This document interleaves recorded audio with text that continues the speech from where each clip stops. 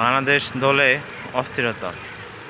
আজকে বাংলাদেশ এবং আফগানিস্তানের মধ্যে দ্বিতীয় ওয়ানডে শুরু হতে যাচ্ছে।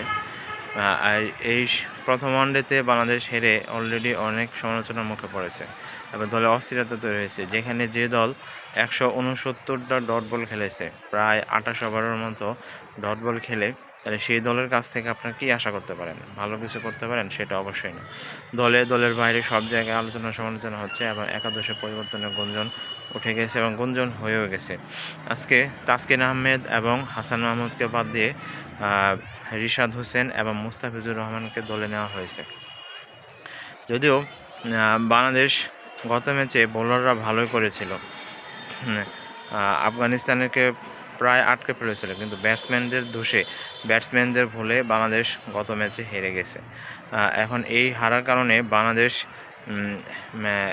ওয়ানডে সিরিজের 1-0 ব্যবধানে পিছিয়ে পড়েছে এবং আজকে যদি হেরে যায় বাংলাদেশ, তাহলে 2-0 ব্যবধানে সিরিজটাই হেরে যাবে, যেটা যে ক্ষেত্রে বাংলাদেশের সরাসরি বিশ্বকাপে খেলার জন্য এক অস্থিরতা তৈরি হয়েছে এবং অনিশ্চয়তার মধ্যে পড়ে গেছে। কারণ বাংলাদেশ যদি আফগানিস্তানকে আজকের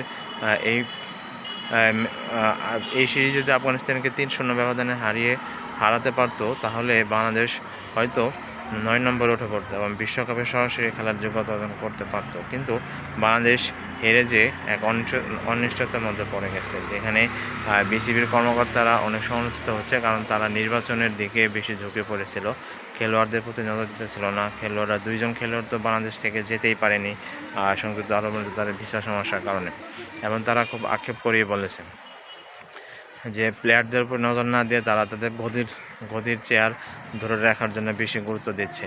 এখন এটা দুই দিক দিয়ে সমালোচনা হচ্ছে এবং বাংলাদেশ এই বিশ্বকাপে খেলার জন্য অনিশ্চয়তার মধ্যে পড়ে গেছে। বাংলাদেশ যদি আজকে জিততে পারে, তাহলে আফগানিস্তানের সাথে 1-1 ড্র হবে এবং সামনের ম্যাচটা হবে একটা ফাইনাল ম্যাচ। সেই ম্যাচে বাংলাদেশ জিততে পারলে বাংলাদেশ সিরিজটাও জিততে পারবে। আপনার কি মনে হয়, বাংলাদেশকে আজকে আফগানিস্তানের সাথে জিততে পেরে 1-1 ব্যবধানের সমাধান ফিরিয়ে আনবে?